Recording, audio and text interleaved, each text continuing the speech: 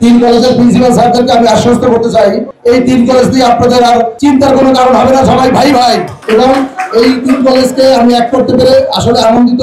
এই তোমাদের যখন গন্ডগোল হয় তখন তারেক স্যারের ঘুম হারাম হয়ে যায়। সবার সামনে আমি ওয়াদা করছি আমার এই তিন কলেজ আর কোনো সংঘাতে জড়াবে না, তোমরা একে অপরের মারামারিতে লিপ্ত হবে না। এই তিন কলেজ মিল থাকলে এই এলাকায় কোনো ধরনের সন্ত্রাস, চাঁদাবাজি, মাদক, রাহাজানি কোনো কিছু হবে না। তোমরা কি ফেলে দেখতে চাও?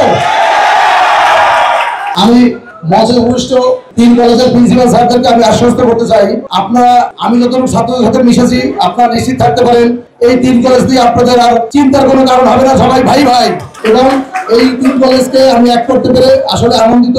আর আজকে বেশি আনন্দ লাগছে, আমরা যার অনুপ্রেরণায় সবসময় কাজ করি, আমাদের ডিসি স্যারের নির্দেশনায় আমরা রমনা বিভাগের 6 ওসি কাজ করে থাকি। সেইখানে স্যারকে আজকে আমি ওখানে উপস্থিত রাখতে পেরেছি, আমার নিউ মার্কেটে এসি স্যারকে উপস্থিত রাখতে পেরেছি, ধানমন্ডি কলাবাগানে 2 ওসিকে উপস্থিত রাখতে পেরেছি। এসি ধানমন্ডি তারিক স্যার, সেও এই তোমাদের যখন গন্ডগোল হয় তখন তারিক স্যারের ঘুম হারাম হয়ে যায়। এই জন্য এই সকল ব্যক্তিকে উপস্থিত রাখতে পেরে আমি আরো বেশি আনন্দিত। সবার সামনে আমি ওয়াদা করছি আমার এই তিন কলেজ আর কোনো সংঘাতে জড়াবে না। রাজি আছে আমার কথায়? স্যারদের জ্ঞাতার্থে জানিয়ে রাখি, আমরা তিন কলেজের 3 জন শিক্ষক প্রতিনিধি নিব, 3 জন ছাত্র প্রতিনিধি আর 3 থানার 3 প্রতিনিধি। এই নিয়ে 9 সদস্য বিশিষ্ট কমিটি করব। যদি কোনো রকম কোনো ভুল বোঝাবুঝি হয়, 9 সদস্য বিশিষ্ট কমিটি তদন্ত করে ব্যবস্থা নেবে।